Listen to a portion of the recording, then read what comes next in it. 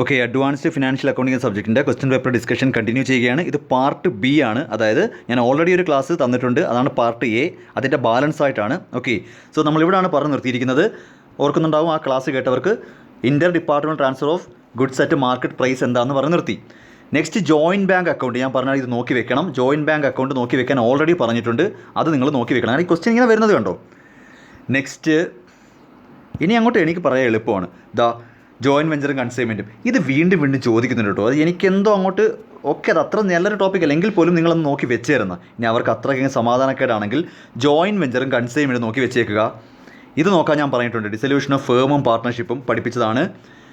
Different types of dependent ബ്രാഞ്ചിൻ്റെ different types. അതാണ് ഞാൻ പറഞ്ഞൊരു 4 മെത്തേഡ് ഉണ്ടെന്ന്. 4 രീതിയിലാണ് ചെയ്യുന്നത്. Difference between joint venture and partnership ഒരേ കാര്യം തന്നെ. ഇനി ഇങ്ങോട്ട് പറഞ്ഞാൽ പോകേണ്ട ജോലിയുള്ളൂ എനിക്ക്. ദെൻ ഡിസൊല്യൂഷൻ ഓഫ് പാർട്ട്ണർഷിപ്പ് എങ്ങനെയൊക്കെയാണെന്നുള്ളത് അത് ചോദിക്കാൻ കൊള്ളാവുന്ന 2 തിയറി ക്വസ്റ്റ്യൻ ഞാൻ പറഞ്ഞുതരാം. ഒന്നുകിൽ ഇത്, അല്ലെങ്കിൽ കൺസൈൻമെൻറ്റും സെയിൽ നമ്മളെ വ്യത്യാസം. ഇത് എളുപ്പമാണോ, വലിയ കാര്യമൊന്നുമില്ല. സെക്ഷൻ ഒന്നും നിങ്ങൾ പഠിക്കേണ്ട. ഇത് dissolution by notice, compulsory dissolution on the base of happening എന്നൊക്കെ പറഞ്ഞ് കുറേ ടോപ്പിക്കുണ്ട്. അത് ജസ്റ്റ് ഒന്ന് നോക്കി വെച്ചാൽ മതി. പക്ഷേ അത് ഇൻ ഡീറ്റെയിൽ ആയിട്ടൊന്ന് എഴുതണമെന്ന് പഠിച്ചാൽ മതി. ഓക്കെ, അപ്പം എസ്സേക്ക് ഇങ്ങനൊരു ചോദ്യം വരാം. ഇതിനേക്കാളും നല്ലൊരു ചോദ്യം കൺസൈൻമെൻറ്റും സെയിലുമാണ്. അതും ചോദിക്കാറുണ്ട്. ശരി, പിന്നീട് നമുക്ക് ക്വസ്റ്റ്യൻസിലോട്ട് പോയാൽ വീണ്ടും കുറേ 1 മാർക്ക് ക്വസ്റ്റ്യനാണ്. ജോയിൻറ്റ് വെഞ്ചർ പെട്ടെന്ന് പറയാം. Joint venture, cash in transit, goods in transit അറിയാം. നോൺ റെക്കറിംഗ് എക്സ്പെൻസ് അറിയാം. Del credere commission. Branch profit and loss account. ഇത് ബ്രാഞ്ച് അക്കൗണ്ടിൽ ഈ ഡിപ്പെൻഡൻറ്റ് ബ്രാഞ്ചിൽ 4 മെത്തേഡിൽ ഫൈനൽ അക്കൗണ്ട് സിസ്റ്റത്തിനകത്ത് വരുന്നതാണ്. Branch P and account, difference between branch and department, dissolution of firm and partnership, incorporation of branch trial balance എന്താണെന്ന് അവിടെ വലുതായിട്ട് കിടന്ന് നിങ്ങൾ നോക്കിയൊന്നും വേണ്ട. പക്ഷേ എൻ്റെ ട്യൂഷൻ സ്റ്റുഡൻസിനെ സംബന്ധിച്ച് ഞാനിതെല്ലാം പഠിപ്പിച്ച് കൊടുത്തിട്ടുണ്ട്. ഒരു പ്രോബ്ലം ചെയ്യിപ്പിച്ച വലിയ പ്രാധാന്യമില്ലെങ്കിലും പ്രത്യേകിച്ചൊന്നുമില്ല. ഇവിടെ സംഭവിക്കുന്നത് ഈ പറയുന്ന ഇൻഡിപെൻഡൻറ്റ് ബ്രാഞ്ചിൻ്റെ കേസിൽ ബ്രാഞ്ചിൻ്റെ ട്രയൽ ബാലൻസ് മുഴുവനും ഹെഡ് ഓഫീസിൻ്റെ ബുക്കിലേക്ക് ഇൻകോർപ്പറേറ്റ് ചെയ്യുന്നൊരു മെത്തേഡാണ്. അത്രമാത്രം നോക്കിയാൽ മതി. Okay, then what are the ways in which head office may keep the branch account in books. അപ്പം ഇവിടെ ഞാൻ പറഞ്ഞല്ലോ, ഇത് ഡിപ്പെൻഡൻറ്റ് ബ്രാഞ്ചിന് 4 മെത്തേഡുണ്ട്, പിന്നെ ഇൻഡിപെൻഡൻറ്റ് ബ്രാഞ്ചുണ്ട്. അതങ്ങ് എഴുതിയാൽ മതി. അക്കൗണ്ട് സെയിലും ഇൻവോയ്സും ഇത് ഞാൻ ചോദിക്കുമെന്ന് പറഞ്ഞാണ്. ഡിസൊല്യൂഷൻ്റെ ഡിഫറൻറ്റ് മോഡ്സ്, എങ്ങനെയൊക്കെ ഡിസൊല്യൂഷൻ സംഭവിക്കാം, ഇത് തന്നെയല്ലേ ബുക്കിലെല്ലാം എഴുതി വെച്ചിരിക്കുന്നത്. ഞാൻ അടുത്തത് വീണ്ടും features of joint venture, goods in transit, cash in transit, recurring and non recurring expense വീണ്ടും, ഡെൽക്രഡി കമ്മീഷൻ വീണ്ടും, ബ്രാഞ്ച് പി ആൻഡ് അക്കൗണ്ട് വീണ്ടും, difference between branch and department, dissolution of firm വീണ്ടും, modes of different voice. Okay, then distinguish between consignment and sale പഠിപ്പിച്ചാണ്. ജോയിൻറ്റ് വെഞ്ചറിൻ്റെ features ഇവിടെ ഏതൊക്കെയാണ് ചോദിച്ചിരിക്കുന്നത് നോക്കട്ടെ. Dissolution of partnership, realisation account, del credere, stock and details, stock reserve. എഴുതി ബുക്കിലെഴുത്. സ്റ്റോക്ക് റിസർവ് ചോദിക്കും. സ്റ്റോക്ക് റിസർവ് ദൈവത്തെ ഓർത്ത് സ്റ്റോക്ക് റിസർവ് ചെയ്ത് വെച്ചിരിക്കുന്നതെന്ന് മാത്രം എഴുതരുത്. അതൊഴികെ നിങ്ങൾ എന്ത് വേണമെങ്കിലും എഴുതിക്കോ. അതാണ് ഏറ്റവും വലിയ തെറ്റ്. ദയവ് ഇത് റിക്വസ്റ്റാണ്. സ്റ്റോക്ക് റിസർവ് ചെയ്യുന്നു എന്ന് എഴുതി വെച്ച് കളയല്ലേ. എന്നിട്ട് നിങ്ങൾ പറയും കേരള യൂണിവേഴ്സിറ്റി വാല്യൂ അറിയത്തില്ലെന്ന്. സ്റ്റോക്ക് റിസർവ് എന്നുള്ള അങ്ങനൊന്നുമല്ല. ഓപ്പണിംഗ് സ്റ്റോക്കിൻ്റെയും ക്ലോസിംഗ് സ്റ്റോക്കിലും ഉള്ള ലോഡിങ്, ഓപ്പണിംഗ് സ്റ്റോക്കിലും ക്ലോസിംഗ് സ്റ്റോക്കിലുമുള്ള ലോഡിങ് നമ്മളെടുത്ത് അഡ്ജസ്റ്റ് ചെയ്യുന്ന പരിപാടിയാണ് സ്റ്റോക്ക് റിസർവ്.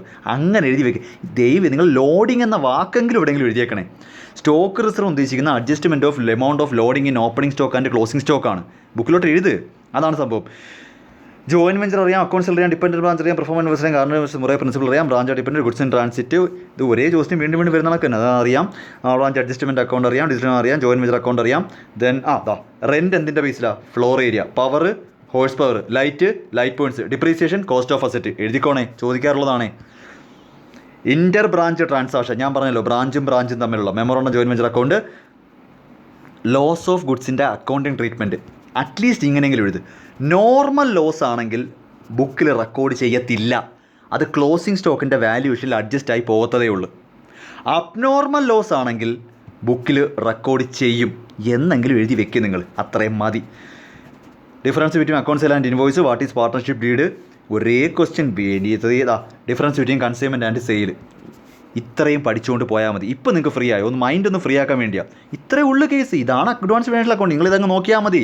ഇത്രയേ നോക്കാവൂ. ഇനി പ്രോബ്ലത്തിനെ പറ്റി പറയാം. പ്രോബ്ലത്തിനെ പറ്റി നമുക്ക് സംസാരിക്കാം. പാർട്ട്ണർഷിപ്പ് ആദ്യം.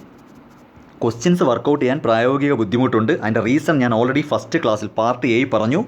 ഓൾറെഡി പേയ്മെൻ്റ് ആണ്. ഇത് ഫുൾ ട്യൂഷനാണ്. ഇതിൽ ഫുൾ ക്ലാസ്സുകളും ഒരുപാട് കുട്ടികൾ ജോയിൻ ചെയ്തതാണ്, അവർക്ക് കൊടുത്തു. സോ അവരെ സംബന്ധിച്ച് എനിക്ക് പ്രൊഫഷണലി എത്തിക്കലായിട്ട് പെരുമാറേണ്ടി വരും. അതുകൊണ്ട് തന്നെ ഇതിനപ്പുറത്തേക്കൊരു ഡീറ്റെയിലിങ് അവരോട് നമുക്ക് കാണിക്കുന്ന അനീതിയാണ്. കാരണം അവർ ഓൾറെഡി എൻ്റെ നിന്ന് പേയ്മെൻറ്റ് തന്ന് ക്ലാസ് വാങ്ങി പഠിച്ചവരാണ്. ഓക്കെ, അവരെ സംബന്ധിച്ച് ഇനി പ്രോബ്ലംസ് എല്ലാം അവരെ ഞാൻ പഠിപ്പിച്ചിട്ടുണ്ട്, എല്ലാം പഠിപ്പിച്ചിട്ടുണ്ട് ഡീറ്റെയിൽ ആയിട്ട്. സോ നിങ്ങൾക്ക് അങ്ങനെ ആ ഒരു ജോയിൻ ചെയ്യാൻ ബുദ്ധിമുട്ടുള്ള കുട്ടികൾക്ക് ഏത് തരത്തിൽ ഞാനൊരു ഹിൻഡ് തന്നു വിടാം. പാർട്ട്ണർഷിപ്പിൻ്റെ കേസിൽ പ്രധാനമായിട്ട് 3 ടൈപ്പ് പ്രോബ്ലം ഉണ്ട്. ഒന്ന് ഇൻസോൾവൻസി ഇല്ലാത്ത പ്രോബ്ലം, മറ്റൊന്ന് ഇൻസോൾവൻസി ഉള്ളത്, അതിൽ തന്നെ profit and loss sharing ratio ഉള്ളതുണ്ട്, ഗാർണർ വേഴ്സസ് മുറയുണ്ട്. മൂന്നാമതായിട്ടാണ് gradual realisation and piecemeal distribution. കൂടുതലും ചോദിക്കാൻ സാധ്യത ഒന്നുകിൽ ഗാർണർ വേഴ്സസ് മുറ പ്രിൻസിപ്പിൾ ആയിരിക്കും, അല്ലെങ്കിൽ gradual realisation and piecemeal distribution ആയിരിക്കും. ഇതാണ് എളുപ്പം. ഗ്രാജുവൽ റിയലൈസേഷൻ ചോദിച്ചാൽ അത്രയും രക്ഷപ്പെട്ട്. കാര്യം gradual realisation and piecemeal distribution എന്ന് പറയുന്നത് വെറും കുട്ടിക്കളിയാണ്. ഒരു 5-6 മിനിറ്റ് മതി. കാരണം തന്നിരിക്കുന്ന എമൗണ്ടിൽ നിന്ന് ലെസ് ചെയ്ത് എഴുതി പോയാൽ മതി. ഒരു അക്കൗണ്ടിങ് ട്രീറ്റ്മെൻറ്റും ഇല്ല. Most simple method. അതൊരു ഡിഗ്രി ലെവലിൽ പഠിക്കാൻ പോലും ഇല്ല, പ്ലസ് ടുവിനൊക്കെ പഠിക്കേണ്ട കാര്യമുള്ളൂ. വെറും കുട്ടിക്കളിയാണ്. ചുമ്മാ കാൽക്കുലേറ്റർ എടുത്ത് വെച്ചിട്ട് എമൗണ്ടുകൾ കുറച്ച് പോകുന്നൊരു മെത്തേഡ്. ഇൻസോൾവൻസി ഇല്ലാത്ത മെത്തേഡ് എളുപ്പമാണ്. അപ്പോൾ നിങ്ങൾ ബാലൻസ് ഷീറ്റിൽ അസറ്റ് ക്ലോസ് ചെയ്യുക, ലയബിലിറ്റി ക്ലോസ് ചെയ്യുക, പേ ചെയ്യുക, ആ ഒരു രീതിയിലാണ് ചെയ്താൽ മതി. പക്ഷേ ഈ ഒരു മെത്തേഡുള്ളൂ, ഈ മൂന്നാമത്തെ വലിയ മെത്തേഡ്, ഈ പറയുന്ന ഗ്രാജുവൽ റിയലൈസേഷൻ. നോക്കൂ, ഒരു ബാലൻസ് ഷീറ്റ് കാണും, അസറ്റ് ലയബിലിറ്റി കുറച്ചൊന്ന് സഹായിക്കാം, കുറേ അഡ്ജസ്റ്റ്മെൻറ്റ് കാണും. ഇതിനകത്ത് gradual realisation and piecemeal distribution അല്ലാത്ത എന്ത് ചോദിച്ചാലും നിങ്ങൾക്ക് ഞാൻ ഒരു ഹിൻറ്റ് പറഞ്ഞുതരാം. ഈ തന്നിരിക്കുന്ന അസറ്റ് ഉണ്ടല്ലോ, ഇവിടെ അസറ്റ് ഇല്ലേ, ആ അസറ്റ് എടുത്ത് റിയലൈസേഷൻ അക്കൗണ്ട് ഡെബിറ്റിലോട്ട് എഴുതുക. നിങ്ങളങ്ങ് എഴുതിരിയോ, ഇനിയിപ്പോൾ ഇതൊക്കെ പറഞ്ഞുതരാൻ പറ്റൂ. ലയബിലിറ്റി എല്ലാം എടുത്ത് ഇങ്ങോട്ട് ക്രെഡിറ്റിലോട്ട് എഴുതുക. ഈ അസറ്റ് വിൽക്കുന്ന എമൗണ്ട് എടുത്ത് ക്രെഡിറ്റ് എഴുതുക, ലയബിലിറ്റി കൊടുത്തിരിക്കുന്നത് ഡെബിറ്റ് എഴുതുക. ഈ ഒരു ലോജിക്കിൽ നിങ്ങൾ എല്ലാ കണക്കും എന്തെങ്കിലുമൊക്കെ ഒപ്പിച്ച് വെക്കുക. പാർട്ട്നേഴ്സിൻ്റെ ക്യാപിറ്റൽ ബാലൻസ് കാണും, അത് ക്യാപിറ്റൽ അക്കൗണ്ട് വരച്ച് ക്രെഡിറ്റ് എഴുതുക. പിന്നെ ഈ റിയലൈസേഷൻ അക്കൗണ്ട് പ്രോഫിറ്റ് മറ്റ് റിസർവ് കാര്യങ്ങളൊക്കെ പോസ്റ്റ് ചെയ്യുക. ക്യാഷ് അക്കൗണ്ടിൽ എന്തെങ്കിലും കുറിച്ചൊക്കെ ടാലി ആവുമെന്ന് ഞാൻ പറയത്തില്ല. ഒരു നിവൃത്തിയില്ലെങ്കിൽ അത്രയൊക്കെ കുറിച്ച് വെച്ച് കഴിഞ്ഞാൽ നിങ്ങൾക്ക് 15 മാർക്കിന് 14 കിട്ടുമെന്ന് വിചാരിച്ചുകളല്ലേ, പഠിക്കുന്നവരെ മണ്ടന്മാരാക്കല്ലേ. ഒരു 7-6 മാർക്കെങ്കിലും കിട്ടും. കാര്യം ഇത്രയൊക്കെ ഒന്ന് ഒപ്പിച്ച് വെച്ചാൽ മതി. പക്ഷേ ഇത് ലാസ്റ്റ് മെത്തേഡിൽ പറ്റത്തില്ല. അതായത് gradual realisation and piecemeal distribution ആണ് ചോദിക്കുന്നതെങ്കിൽ ഇതൊരു പരിപാടി നടക്കത്തില്ല. കാര്യം അത് ഇങ്ങനെ ഒന്നുമല്ല ചെയ്യേണ്ടത്. അതൊഴികെ ബാക്കി എല്ലാത്തിനും അങ്ങനെ ഫോളോ ചെയ്ത് കൊടുത്താൽ മതി. ഓക്കെ, അവിടെ നിന്ന് ചോദിക്കാവുന്ന ചെറിയ ക്വസ്റ്റ്യൻസ് ഒക്കെ ഉണ്ടോ. ചെറിയ റിയലൈസേഷൻ അക്കൗണ്ടൊക്കെ പ്രിപ്പയർ ചെയ്യാൻ വരും 4 മാർക്കിന്. അതിനകത്ത് വലിയ കാര്യമൊന്നുമില്ല, നിങ്ങൾ ഈ പറഞ്ഞ മെത്തേഡ് ഫോളോ ചെയ്താൽ മതി. കൺസൈൻമെൻറ്റിൻ്റെ കേസിൽ ഇപ്പോഴേ പറയാം, ക്ലോസിംഗ് സ്റ്റോക്കിൻ്റെ വാല്യൂഷൻ മാത്രം ഒരു 4 മാർക്കിന് ചോദിക്കും. നിങ്ങളുടെ ടെക്സ്റ്റിൽ ക്വസ്റ്റ്യൻ ഞാൻ ഓർക്കുന്നില്ല, കൊളംബോ എന്ന രാജ്യത്തോട്ടോ മറ്റോ ഒരു കൺസൈൻമെൻറ്റ് നടത്തുന്നവരെ ബന്ധപ്പെടുത്തി എന്തൊരു ചെറിയൊരു ക്ലോസിംഗ് സ്റ്റോക്കിൻ്റെ ഒരു വാല്യൂഷൻ ഉണ്ട്, ടെക്സ്റ്റിലെ ഇല്ലസ്ട്രേഷനാണ്. അതാണ് സാധാരണ 4 മാർക്കിന് എടുത്ത് വെക്കുന്നത്. അതൊന്ന് നോക്കി വെച്ചേരാം. പിന്നീട് കൺസൈൻമെൻറ്റിൻ്റെ കേസിൽ കൺസൈൻമെൻറ്റ് അക്കൗണ്ട് വരയ്ക്കുമ്പം എക്സ്പെൻസുകളെല്ലാം കൂടെ എടുത്ത് ഡെബിറ്റും ആ സെയിലും ക്ലോസിംഗ് സ്റ്റോക്കും ക്രെഡിറ്റ് ചെയ്യാൻ പഠിച്ച് വെക്കുക. ഡെൽക്രെഡിറ്ററി കമ്മീഷൻ ഉണ്ടെങ്കിൽ അത്രയും നല്ലത്. ഉണ്ടെങ്കിൽ ബാഡ് ഡെറ്റിൻ്റെ കേസ് കൺസൈൻമെൻറ്റ് അക്കൗണ്ടിൽ വരണ്ട. അപ്പോൾ അത് ദൈവത്തെ ഓർത്ത് പ്രാർത്ഥിച്ചുകൊണ്ട് പോകും ഡെൽക്രെഡിറ്ററി കമ്മീഷൻ ഉണ്ടാവണേന്ന്. കുറേ കുട്ടികളുടെ വിചാരം തിരിച്ചാണ്. അങ്ങനല്ല പിള്ളേരെ, ഡെൽക്രെഡിറ്ററി കമ്മീഷൻ ഉണ്ടെങ്കിലാണ് നല്ലത്. കാര്യം എന്താ, ബാഡ് ഡെറ്റിനെ പറ്റി മറക്കാം, അത് കൺസൈൻമെൻറ്റ് അക്കൗണ്ടിൽ വരത്തില്ല, ഒരു പ്രശ്നവുമില്ല. ഓക്കെ, അപ്പോൾ അതാണ് കൺസൈൻമെൻറ്റ് അക്കൗണ്ടിൽ നമുക്ക് ക്ലോസിംഗ് സ്റ്റോക്കിൻ്റെ വാല്യൂഷൻ ഒന്ന് നോക്കി വെച്ചേരാം, 4 മാർക്കിന് വരാം. പിന്നെ കൺസൈൻമെൻറ്റ് അക്കൗണ്ടിൽ തന്നിരിക്കുന്നത് ചിലവെല്ലാം ഡെബിറ്റിൽ എഴുതാൻ പഠിക്കുക, വരവ് ക്രെഡിറ്റിൽ എഴുതാൻ പഠിക്കുക. ഓക്കെ, ജോയിൻറ്റ് വെഞ്ചറിൻ്റെ കേസിൽ ജോയിൻറ്റ് ബാങ്ക് അക്കൗണ്ട് ഒന്ന് നോക്കി വെച്ചേരാം. ജോയിൻറ്റ് ബാങ്ക് അക്കൗണ്ട് എളുപ്പമാണ്. അത് മെമ്മോറാണ്ടം ജോയിൻറ്റ് വെഞ്ചർ അക്കൗണ്ടും പിന്നെ ചോദിക്കുക, ആദ്യത്തെ 2 മെത്തേഡ് അങ്ങനെ വരാറില്ല. ജോയിൻറ്റ് ബാങ്ക് അക്കൗണ്ട് ഒന്നുമില്ലടോ, പണം കൊണ്ടുവരുന്നത് അപ്പോൾ എല്ലാം ഡെബിറ്റാണ്, പൈസ വരുന്ന എല്ലാം ഡെബിറ്റും പണം പോണ എല്ലാം ക്രെഡിറ്റും വെച്ച് എഴുതി നോക്കുക. ബ്രാഞ്ച് അക്കൗണ്ടിൻ്റെ കേസിൽ ഡിപ്പെൻഡൻറ്റ് ബ്രാഞ്ചിൻ്റെ 4 മെത്തേഡ്, അതിൽ തന്നെ സ്റ്റോക്ക് ആൻഡ് ഡെറ്റേഴ്സ് സിസ്റ്റം ഒന്ന് നോക്കി വെക്കുക. ഫൈനൽ അക്കൗണ്ട് സിസ്റ്റം ടെക്സ്റ്റിലുള്ള അതേ ഇല്ലസ്ട്രേഷൻ നോക്കുക. സെയിം ഇല്ലസ്ട്രേഷൻ മാത്രം നോക്കിക്കൊണ്ട് പോവുക. ഡിപ്പാർട്ട്മെൻറ്റിൽ നിന്ന് നോർമൽ കേസിൽ പ്രോബ്ലംസ് അങ്ങനെ വരാറില്ല. വരുമെങ്കിൽ തന്നെ ഇൻ്റർ ഡിപ്പാർട്ട്മെൻറ്റൽ ട്രാൻസ്ഫർ ആയിരിക്കും. കുറച്ച് കടുപ്പമാണ്.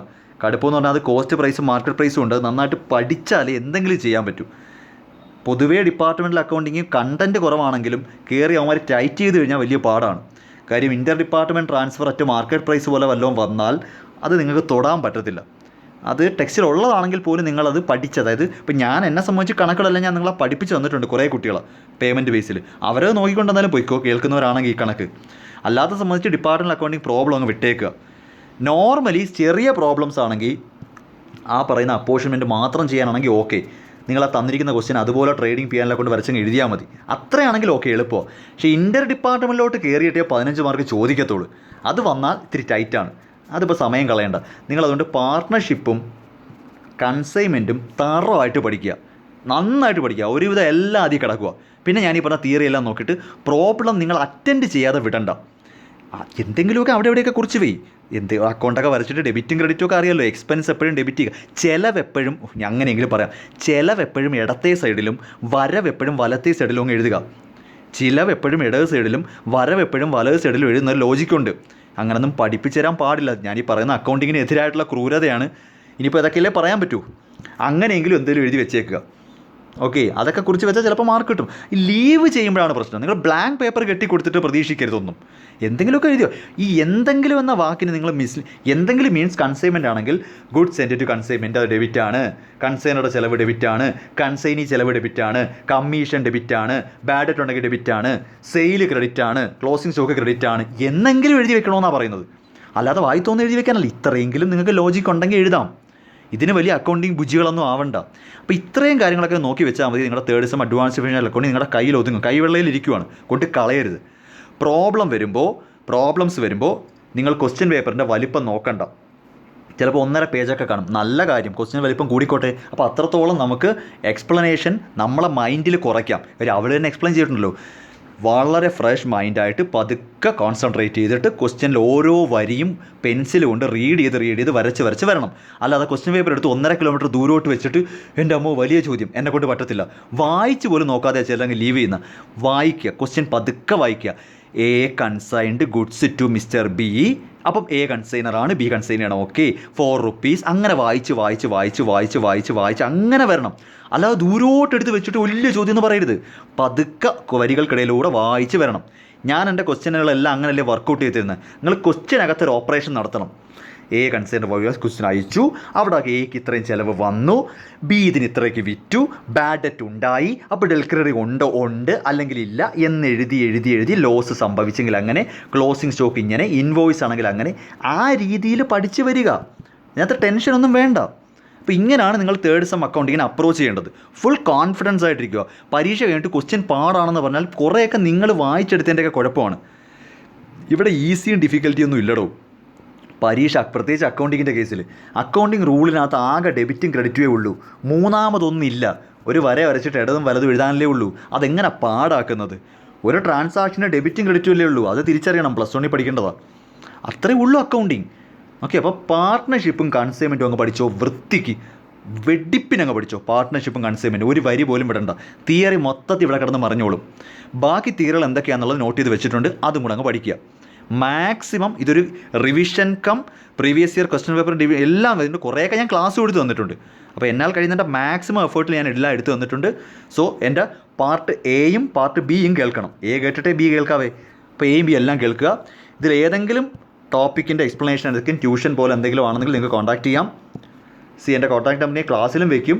അല്ലാതെ ഞാൻ ജസ്റ്റ് ഇവിടെ നിന്ന് കുറിക്കുവാണ് 9995177575. എൻ്റെ നമ്പർ ഒരുവിധപ്പെട്ട എല്ലാവർക്കും ഇപ്പോൾ അറിയാം, ഈ ക്ലാസ് കേൾക്കുന്നവർക്ക്. ഇതിൽ കോൺടാക്ട് ചെയ്താൽ മൊഡ്യൂൾ വൈസാണ് നമ്മുടെ ഫീസും കാര്യങ്ങളും. നിങ്ങൾക്ക് ഇഷ്ടപ്പെട്ട മൊഡ്യൂൾ പറഞ്ഞാൽ മതി, അതിൻ്റെ പേയ്മെൻറ്റ് തന്നാൽ മതി. സബ്ജക്റ്റ് മുഴുവനായിട്ടല്ല ട്യൂഷൻ. നിങ്ങൾക്ക് വേണ്ടുന്ന മൊഡ്യൂൾ മാത്രം പൈസ തന്നാൽ മതി. നിങ്ങൾ വെറുതെ എനിക്ക് കൊണ്ട് പൈസ അല്ലാതെ തരയൊന്നും വേണ്ട. ഓക്കെ, അപ്പോൾ ഇത്രയും കാര്യം പഠിച്ചുകൊണ്ട് പരീക്ഷ ഹാളിൽ കയറുക. എക്സാം പാടായിരുന്നു എന്നതൊഴികെ ബാക്കി എന്തും പറയാം. കാര്യം ഇത്രയും ചെയ്ത് തന്നിട്ട് ഇനി ഒരിക്കലും പരീക്ഷ പാടാവാൻ പാടില്ല. ഇതിൽ കൂടുതൽ നമുക്ക് സഹായിക്കാൻ പറ്റില്ല. ഇത്രയും കാര്യങ്ങൾ കേട്ട് വെച്ചിട്ട് ജസ്റ്റ് ഒന്ന് എഴുതുക. പിന്നെ എല്ലാവരും പറയുകയാണ്, എക്സാമിനെ കുരുത്തക്കെടുകൾ കാണിക്കരുത്. ഇൻ ദ സെൻസ് നിങ്ങളുടെ തലയ്ക്കകത്ത് എല്ലാം ഉണ്ട്, മറ്റ് ചെറിയ കടലാസുകളൊന്നും നമ്മുടെ പരീക്ഷ ഹാളിൽ വേണ്ട. അങ്ങനെ ചെയ്താൽ നമ്മളോട് കാണിക്കുന്ന ദ്രോഹമാണ്. എല്ലാം ഉണ്ട്. ഇതൊന്നും ഇപ്പോൾ ഒരു ബുക്കിൽ എഴുതി വെക്കാൻ പറഞ്ഞില്ലേ, അത് ചുരുട്ടി പോക്കറ്റ് വെച്ചുകൊണ്ട് പോകല്ലേ പരീക്ഷയ്ക്ക്. നിങ്ങളുടെ തലയ്ക്കകത്ത് ഉണ്ട് ഇതെല്ലാം. നിങ്ങളെ അണ്ടർ എസ്റ്റിമേറ്റ് ചെയ്യരുത്. നിങ്ങളെല്ലാം പഠിക്കുന്ന കുട്ടികളാണ്. അതെൻ്റെ പല ക്ലാസ്സിൻ്റെയും വ്യൂ കാണുമ്പോൾ എനിക്കറിയാം. EDP പോലും 14,000-നടുത്ത് വ്യൂ വരുന്നുണ്ട്. അപ്പോൾ EDP പോലൊരു ബോറ് സബ്ജക്റ്റ് നിങ്ങൾ പഠിക്കും, അല്ലെങ്കിൽ നമ്മൾ പഠിപ്പിക്കും. അപ്പോൾ അക്കൗണ്ടിങ്ങിനൊന്നും ഒരാവശ്യമില്ലാത്ത പരിപാടിയും വേണ്ട. ഇപ്പം തന്നെ കേൾക്കുക. കഴിഞ്ഞു, ക്ലാസ് കഴിഞ്ഞു, ഫോൺ അങ്ങോട്ട് വെക്കുക. ഇല്ല ബുക്കിൽ എഴുതി വെച്ച കാര്യങ്ങളുണ്ടല്ലോ, അതെല്ലാം കൂടെ എടുത്ത് വെച്ച് ടെക്സ്റ്റ് നോക്കി പഠിക്കുക. പ്രോബ്ലംസ് ഞാൻ പറഞ്ഞ പോലെ പതുക്കെ 1-2 വർക്കൗട്ട് ചെയ്ത് നോക്കുക. ഓക്കെ, ശരി.